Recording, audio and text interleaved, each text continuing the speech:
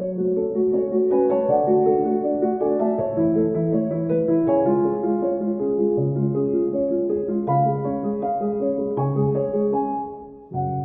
and welcome to Palestine Connect. I'm Miko Pellet, and I'm speaking to you from Palestine House of Freedom here in Washington, D.C. Thank you for joining.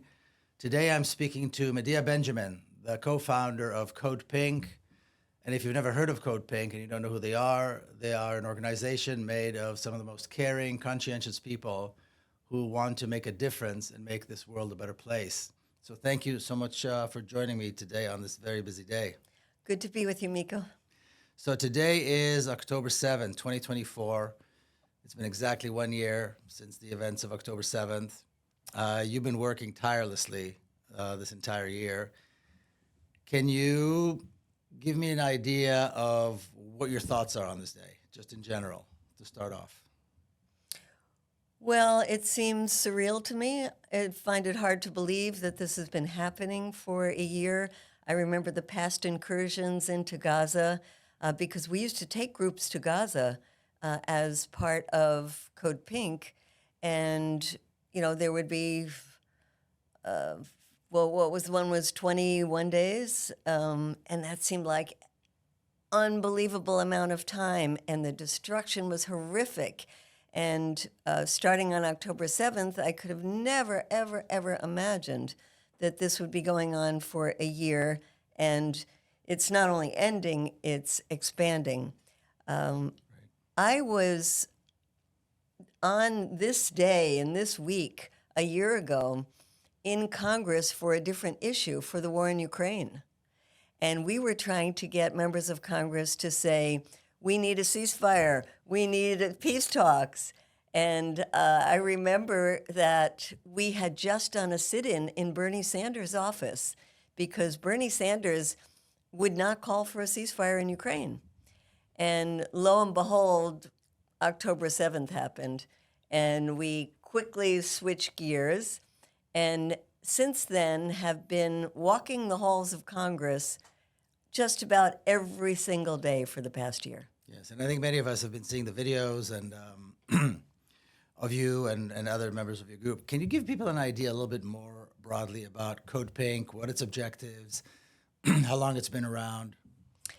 Code Pink started after the 9/11 attacks, now over 20 years ago, when we knew that the horrific attacks on 9/11 were going to lead to something even worse. I mean, it's very analogous to what happened October 7th, and then the way that was used as a justification for everything that's happened in the past year. Well, October 7th, we knew would be used for justification for the United States to carry out all its desires in the Middle East in terms of getting rid of Saddam Hussein, invading... 9/11, you mean? Oh, 9/11, right. Yeah. Overthrowing the Taliban, trying to, quote, remake the Middle East, just like it's trying to do right now. And we were, at that point, a group of women that were all involved in different issues and had our own organizations. And we met to say, what are we going to do about this? How are we going to stop the U.S. from using this tragic moment as a pretext for invading other countries? And so we started organizing, and we've been organizing ever since. And in the case of trying to stop the invasion of Iraq, we felt like we were doing our job as citizens because we were organizing together with other groups these huge, huge protests, and I'm sure you participated in them, enormous ones. And yet George Bush ignored them and went ahead with the invasion of Iraq, which we know is a total disaster. To this day, people are still suffering from that in Iraq. But we created Code Pink as an organization to shift U.S. policy from one of being focused on wars and sanctions that harm entire populations to ones based on cooperation. And particularly over these years, trying, I must say, unsuccessfully in shifting the military budget to all the needs that we have at home. And we see right now with Hurricane Helen how the U.S. agency that's supposed to deal with disasters doesn't have money, and yet we are still authorizing these billions of monies to Israel and to Ukraine. Well, part of our mandate is to shift the money to human needs, the needs of the planet, the needs of the people. And obviously, that's going to be work that we're going to have to do for many years to come, because we see the U.S. is only growing in terms of the money that we're spending on militarism, and this crazy notion that the United States has that it can be the hegemonic power in the world and reshape it in the interests of those who are running this country. And over the years, over the decades, I should say, you've really become one of the more prominent voices in the activist community, in the anti-war community. But you touched on something that I want to push on, which I feel is very important. So we know that the days and weeks before the attack on Iraq in 2003 were record numbers of anti-war protests around the world. I think they're recorded in the Guinness Book of Records as like the largest numbers of protests. And yet, I believe it was in March in 2003, the attack on Iraq commenced. What do you think about that? How is it that there could be so many people in the streets, not only here but around the world, saying no, and their elected governments ignore them and do it anyway? What are your thoughts on that? Well, first, I'll say that my activism came from the Vietnam War. And there you saw huge protests as well. And yet it took years and years and years for that war to be ended. And in the case of Iraq, it also took years and years, and we still have troops in Iraq. But, I mean, it didn't affect the commencement of the war. And the fact that millions were in the streets saying no to their governments that they elected, and they were ignored. Well, I bring it back to Iraq because I think there's a thread throughout this, which is there are people in power in this country that don't listen to the will of the people. And they haven't for many, many years, and especially when it comes to issues of militarism. Because whether you call it the deep state or whether you call it the military-industrial security, blah, blah, blah complex, it is extremely powerful. And we see the revolving door as we are in Congress. You know, we see the people who are coming from the corporations that make money from war. They have more lobbyists than there are members of Congress. We see people like Secretary of Austin, who used to be on the board of Raytheon. We see people like Blinken, who had his own company that helped get contracts for from the Pentagon to big corporations. Just for the sake of people who don't know, can you tell us what Raytheon is? Raytheon now has a new name, but Raytheon is one of the 5 largest weapons companies in the world. And their guy is now Secretary of Defense. Yeah.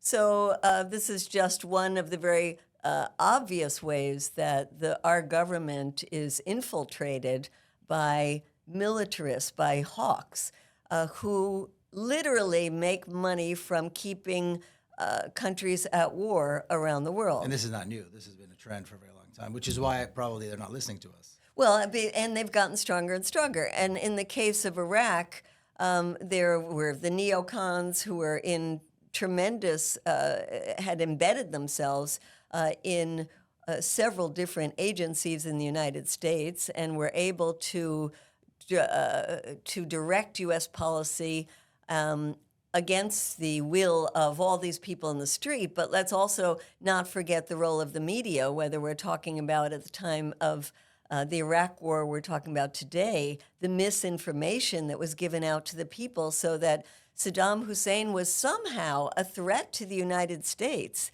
and that we needed to go in there and overthrow him, which is absolutely ridiculous. And of course, looking back on it now, we see all the lies that were invented and perpetrated by people in power and repeated and enhanced by the media. And I'm sure you remember Benjamin Netanyahu's testimony in Congress. And I'll never forget this line. He said, if we get rid of Saddam, I guarantee that there will be positive reverberations in the entire region.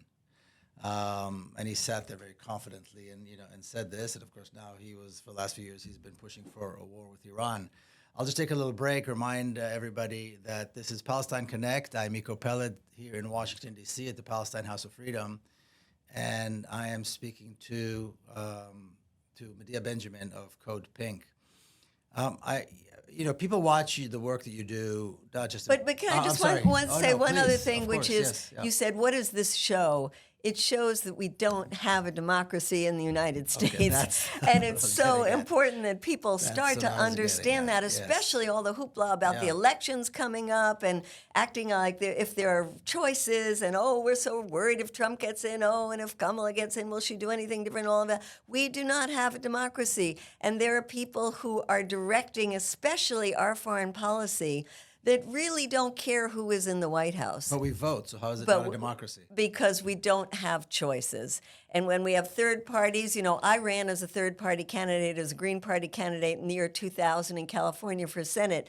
And boy, did I see firsthand how rigged the system is. You can't get into the media unless you raise at least $500,000 in the first, couple of months. You can't raise the money because you can't get into the media. You can't get on the ballot because they contest the signatures that you have. I mean, it is rigged in so many different ways. And we see poor Jill Stein trying to get on the ballot in all of these states, being taken to court by the Democratic Party because they don't want her on the ballot. So I just want to make sure that I answered that question about why does that happen? Because we do not live in a democracy. Right. And it's interesting. I didn't know that you ran for office as a third-party candidate. I think that's interesting.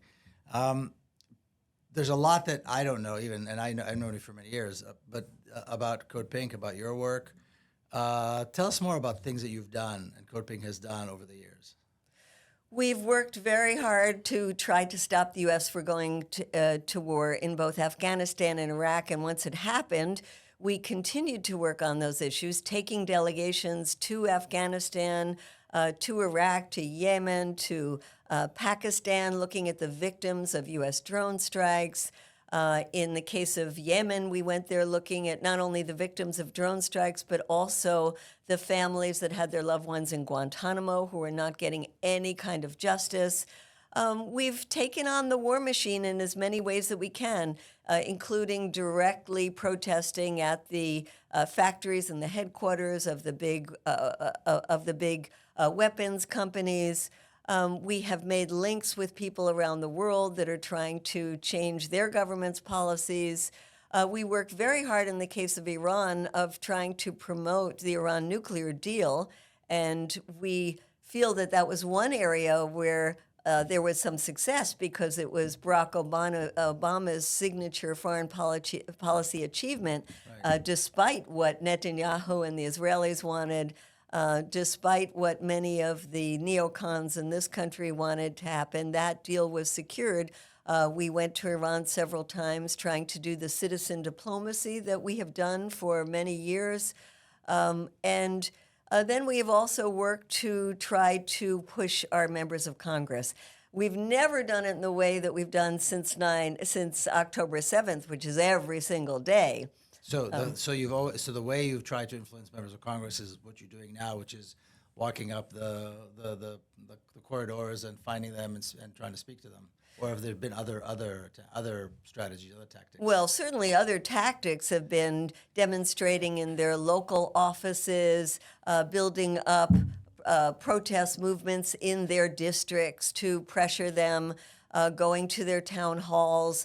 I used to live in San Francisco, and so we would bug Nancy Pelosi wherever she would go, including sleep-outs outside her home. She has since asked us to go back to our headquarters in China, which is quite funny because our headquarters is in Los Angeles, has always been. But we have been a thorn in the side of many a member of Congress, as well as members of the State Department, and as close as we could get to officials. We have been accused of being very rude because we do go to their homes. We went to the home once of the CIA director when there were these direct drone attacks. And when we went to his home, his wife said, "It's very rude of you to come to his home." And we said, "It's very rude of you to bomb the homes of people, innocent one was people." Which one was it? This was under Bush, so it was James. Well, we'll find out. We'll find. We can edit that. But more recently, we have been going into the Congress. And one thing I Going think to is hearings. hearings and to their offices. And one thing I have been quite amazed at, and I must say I didn't know it 20 years ago. In the United States, we are actually very lucky that we can walk into the buildings. You don't have to be an American citizen, you can be anybody, and you can walk into the congressional buildings. All you go through is a little metal detector, and bam, you're inside a congressional building. Not only that, you can walk into an office of a member of Congress. You don't have to be in their district. It can be a Senate office. It can be a House office. You can walk into their offices.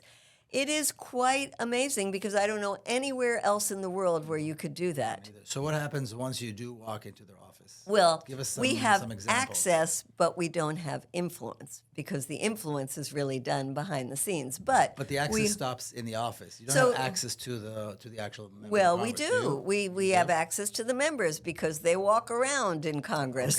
Okay, right. They go to the hearing rooms. They sometimes go to where they're going to eat lunch. They go to press conferences, which are sometimes held outside where we can get them on their way. They go to votes, and they either go in a little trolley in a tunnel inside the Congress over to the Capitol, or if it's a nice day, they walk outside, and we can find them and confront them there. So we do have access to them, which is pretty remarkable. And I encourage anybody listening or visiting Washington, come and join us because we need more people. And we should be flooding those halls every single day. There should have been hundreds of people every day. So we don't take advantage of the access that we do have. I think you're absolutely right. People don't know that you can just walk in. I didn't know. The first time I went to a hearing was during the Iraq War. And I saw there was a hearing where they were going to be talking about the reasons that the U.S. should go to war. And I thought, we'll never get into this hearing. And I dressed up as if I were a reporter. I had one of those little notebooks that they used to carry around and a Washington Post under my arm. I got there really early, and lo and behold, anybody could go in. They are public hearings, so all you have to do is be the early online to get in. But people don't know that. So then you get into the hearing, and then what happens? You sit down. Take us kind of through what happens then. Because at some point, the things that people see is you standing up, you getting dragged out by the police. But run us through what happens up to that point. You walk in. Well, first of all, I want people to know they don't have to get arrested going into a hearing. They can go into a hearing. We can give you some paint for your hands, put on the bloody hands, and just sit there while Secretary of State Blinken or Secretary of Defense Austin are testifying, and you're just there the whole time with your hands like that. It's a very cathartic kind of feeling to do that. And it's a very powerful. I mean, I remember seeing the images It's a of all powerful these image. bloody hands behind their face. Right.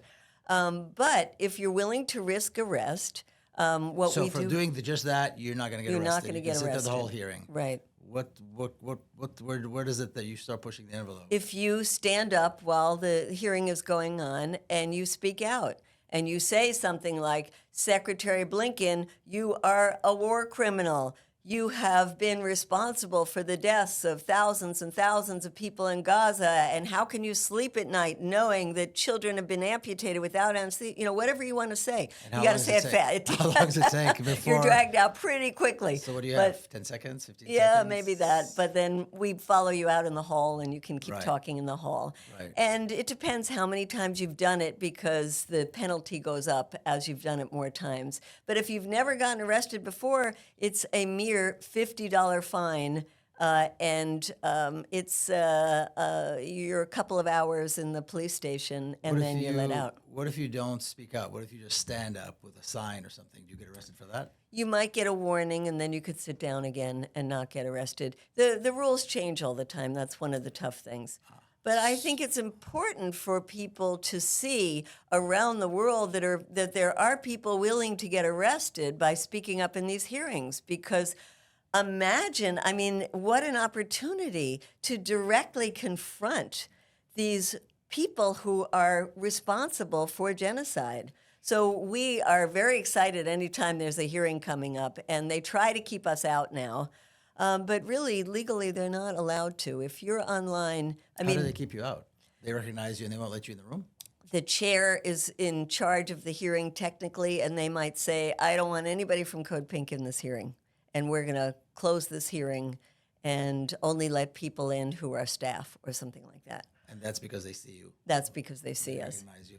So so then, how do you find out, or how would somebody find out when you're going in, when they can join you? Do you have do you publish the times that you're going to be there? Yeah, so we people just publish it wanna on the know? Code Pink website. Okay, so if so you go to people- Code Pink under events, you Okay. can see. And Focused events. yeah, and usually we try to have a steady meeting time in place so that people can find us easily. Right. And that's 10 o'clock in the cafeteria of the big building in the house. It's called the Rayburn Building. So that's where everybody meets. That's and where everybody meets, and then we divide up.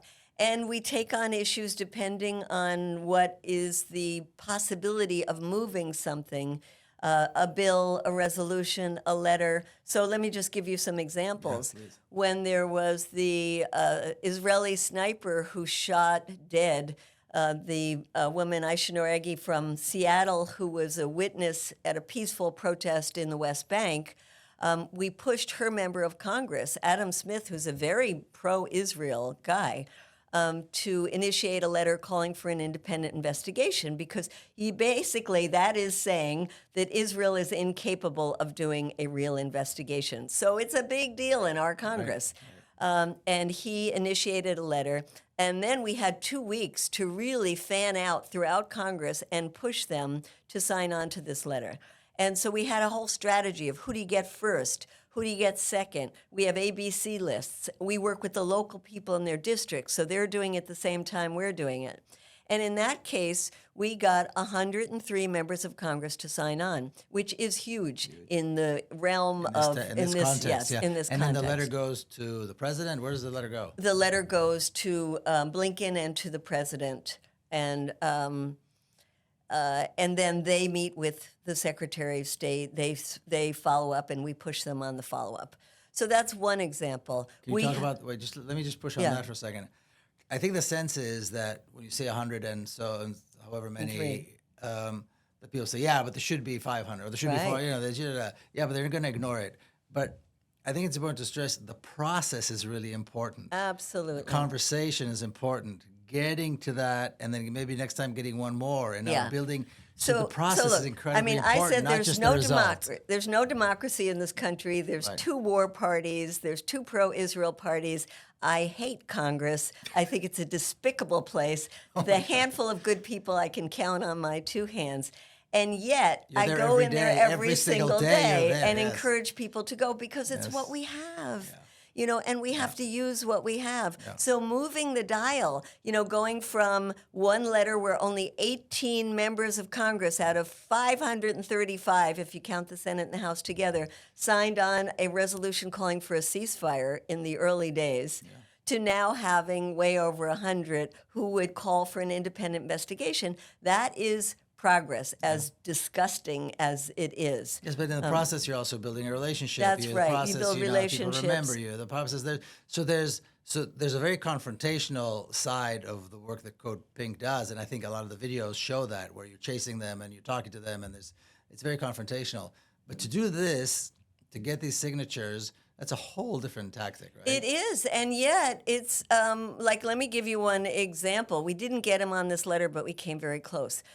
Conservative Republican Tim Burchett said in a hearing with Anthony Blinken, do you know Code Pink? They once threatened to kill my wife and child.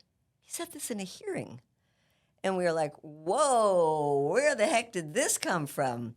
So we went to his office, we followed him, we said, give us proof, show us. He said, well, we had video, but we can't find it. Can't We find said, it, of all right, well, course. tell us, what did the person look like so we could try to find this person? And maybe they impersonated Code Pink. You know, we're giving him the benefit of the doubt that something might have happened. Well, I can't really remember what they look like. So you were talking to him directly? Yeah, we talked to him directly. Who spoke to him? Did you speak Yeah, to him? me, yeah.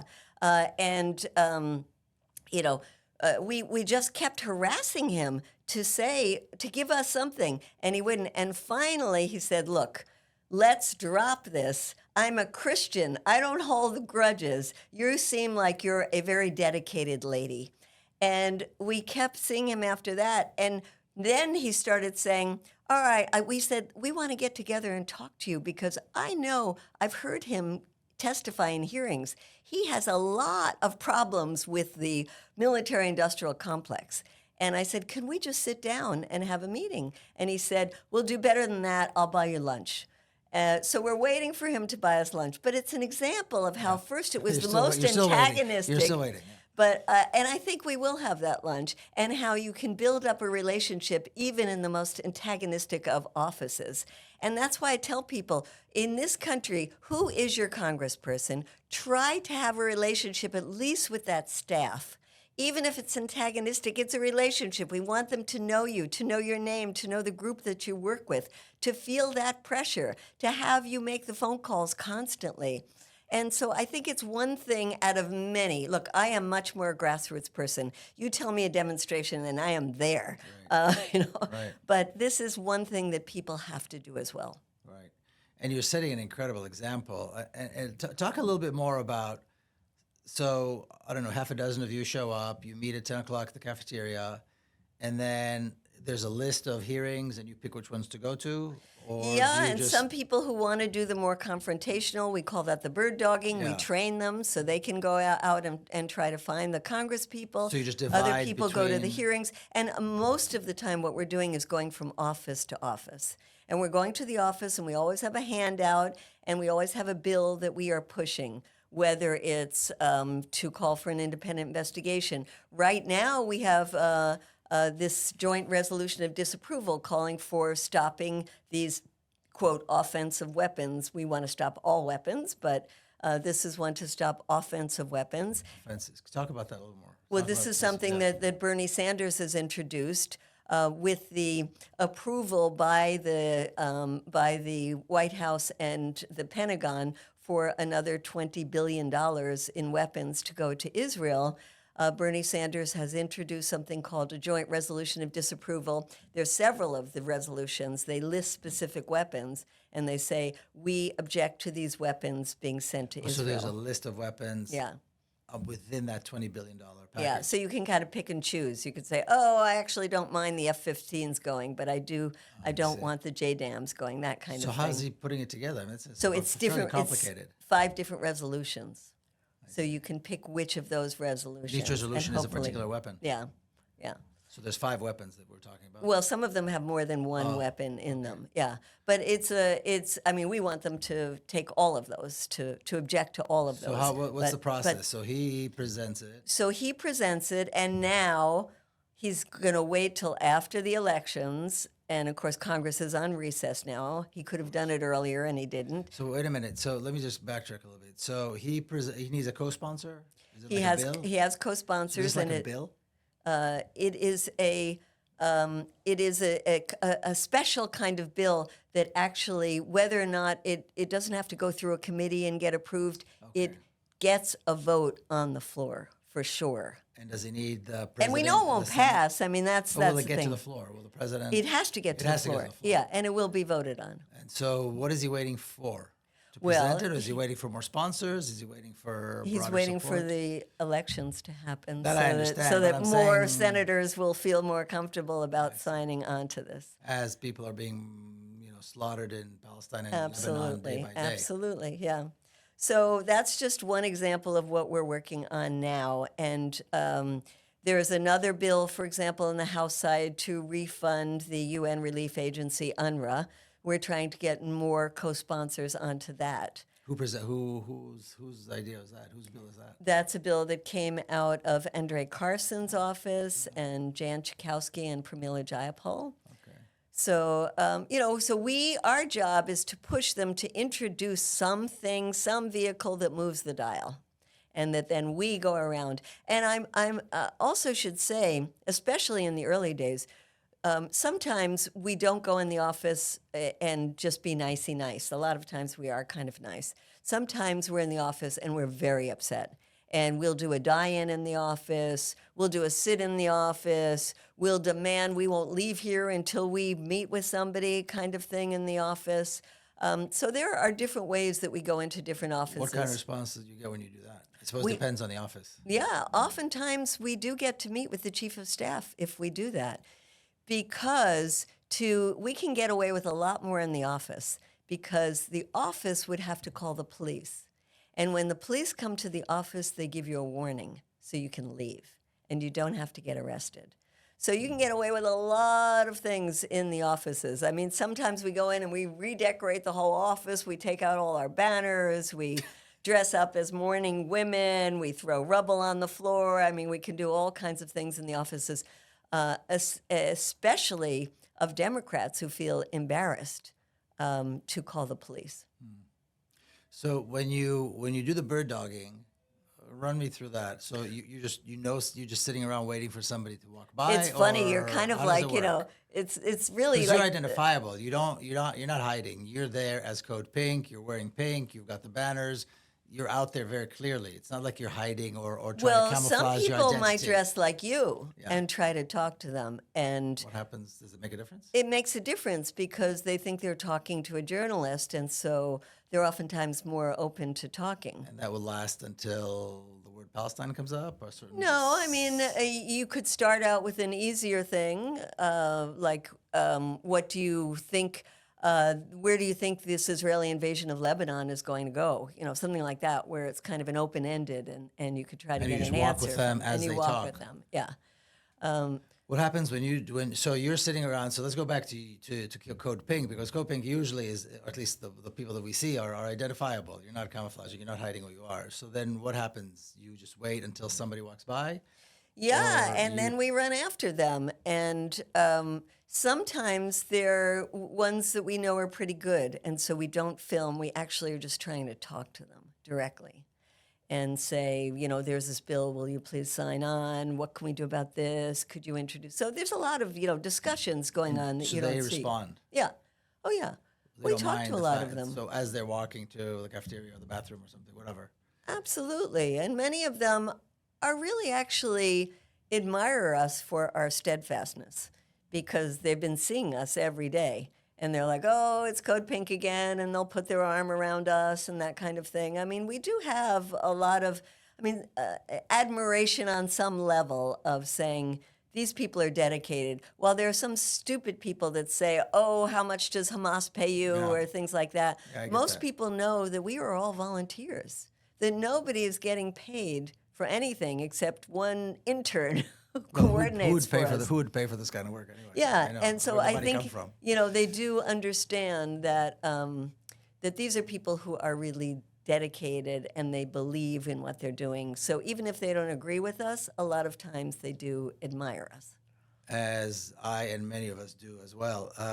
But let's talk about the more confrontational ones. So what happens then? I mean, we see a clip when you post it, but run us through this a little more of the process. Well, let's understand that so many members of Congress are deathly afraid of AIPAC, and they're in the pocket of AIPAC.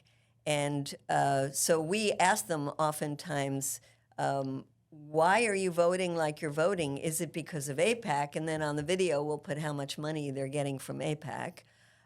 We will ask them if they are, if they have any compassion for Palestinians. And is there lack of compassion because they're more concerned about their donors than they are about the lives of Palestinian children?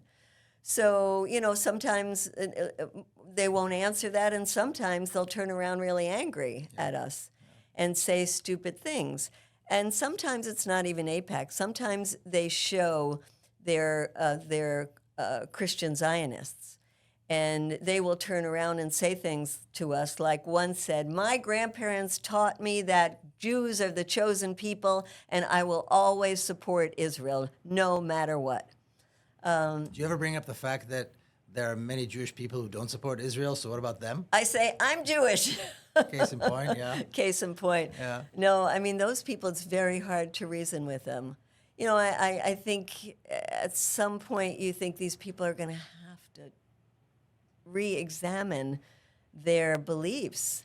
And what my co-founder Jody said to this guy, what kind of God do you believe in that justifies the killing of thousands of children?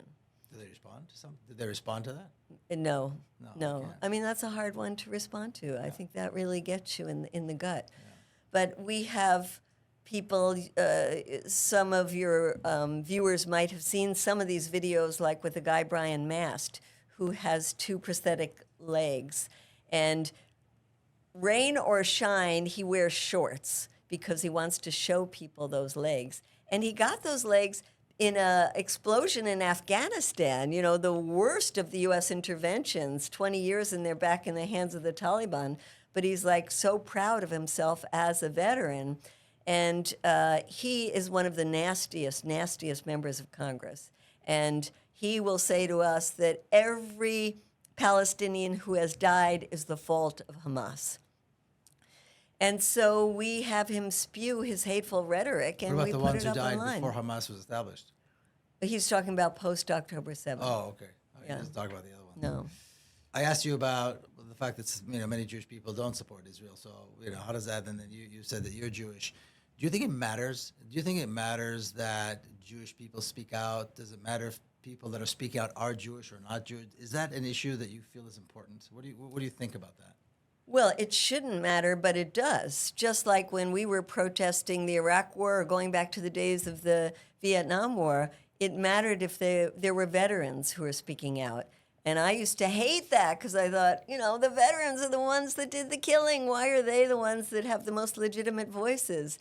And today, a lot of people will listen to you more with more open ears if you say that you're Jewish. And you obviously Well, I'm know a that. case in point. I mean, Yeah. people say that all the time. You can say things we can't. Palestinians say this to me all the time, and people admit, they would want to hear from me because of my Jewish background and my being from, an Israeli Zionist background. But a lot of people will say, we need more Jewish people. We need more Jewish people. We need to wait for more Jewish people. What do you think about that? We need more people, period. Exactly. Yeah. That's my response, Absolutely too. more We just people. need more people. I mean, I said we should be flooding Yeah. the halls of Congress. Yeah. I'm embarrassed by the small demonstrations we have in Washington, D.C. It's just horrible that we don't have hundreds of thousands of people flooding in from Virginia and from Maryland and all over the suburbs into D.C. when we have demonstrations. I am heartened by some of the demonstrations in other parts of the country, but here in D.C., no. And I think, that here where you have the White House, where there are so many opportunities and so many places that should be demonstrations every day, and let's give a shout out to those who were for months and months in front of the home of Anthony Blinken and the Israeli embassy every single day. And night. Yeah. But we should have more people in general. And I think people are way too fixated on the elections, way too fixated on their social media, instead of what did I do today to move the dial, even if it was a tiny, tiny bit. Did I make some calls? Did I go out to a demonstration? Did I make a donation? Did I do something positive to build this movement? I think people are overwhelmed. They have a sense that I think they're overwhelmed by what they feel is the complexity of the issue. And there's a strong sense of, well, what's the point? Yeah, they're there every day, but it's never going to change because the other side has the money and the pa-da-da-da. And people don't appreciate the importance of the process. And the process is grinding. And to The be there process is grinding. To be there is grinding. But, it is also very uplifting. I would be so much more depressed if I weren't in the halls of Congress every day. And So you know explain why? that, explain that. You know why? One, I love the people who come with us. Yes. I just love it. I mean, we have Jews, we have Israeli Jews, we have Palestinians from the West Bank, from Gaza, we have atheists and Christians, we have young people, we have students, we have a lot of retired people. We had a woman who was in her final days of pregnancy, and she was on maternity leave, and she came like every day until her water broke. And we would say to her, "Why are you doing this?" She said, "I can't think of a better thing to do as I am bringing a new life into this world than being here trying to change people's minds in Congress. And, that kind of beauty is what you feel every day among the people that are with us. And we've had school children come in and read beautiful essays that they've written. We have a group called Grannies for Peace that come in and sing. So that keeps my spirit up. And the other thing is the staff people behind the desks. I mean, I won't name names, but in some of the most APAC offices, you will find people that you walk in the door and you start talking, and all of a sudden you see them making eye contact with you. And they'll give you like a thumbs up kind of thing. And they'll do a little heart like this. And they'll run after us in the halls and say, I'm with you, and so are the other people in this office. It happens on a daily basis. I was there having breakfast, and a guy came up to me and said, I work in one of the offices. I can't tell you which one, but you have a lot of support in our office. And, it That's makes me wonderful. cry Yeah, every that's time I hear wonderful. that. That's And I wonderful, hear yeah. it every single day. And so just as we know from the opinion polls that young people do not look towards Israel as a democracy, in the halls of Congress, in the White House, in the State Department, it's the younger people who are objecting to these policies. And they're the ones in the future that are going to determine what our government policy is. And so that gives me tremendous hope. That's phenomenal. Before we finish, I want to ask you one more thing. So let's say somebody wants to come, but they're busy, they have work, they have kids, they have all the things that people have, but they can dedicate a day a week or a day a month or something, or maybe a few hours. What should they do? When would be a good time for them to come? Is there like a choice moment, a choice day, a choice time of the day? Tuesdays, Wednesdays, and Thursdays are the best days because Congress people tend to have a very short week. That's when they're in. And When they're when they're not on some kind of a break, they only work 3 days a week? Yeah. They come in late on Monday. They try to get done by Thursday. So Tuesday, Wednesday, Thursday. Okay. Now, the staff really are the ones that make a lot of decisions for these Congress people. So it's important to talk to the staff as well. But Tuesday, Wednesday, Thursdays are the best days between 10 and 3. And if you can only come for a few hours, come for a few hours. It really is very educational. People learn a lot by coming in. And how will they find you? Let's say somebody shows up at noon on a Tuesday. Well, it's good to sign up on our website. So on the Code Pink website, sign up on events under the DC events. Okay. And then we can tell you exactly where we are. We'll stay in touch with you. We'll put you in the WhatsApp group. And it's the best way to find us. Well, Medea Benjamin, thank you so much for everything you do and for taking the time to speak to me today. Thank you. Great being with you. Thank you. I'm Miko Peled, and this is Palestine Connect.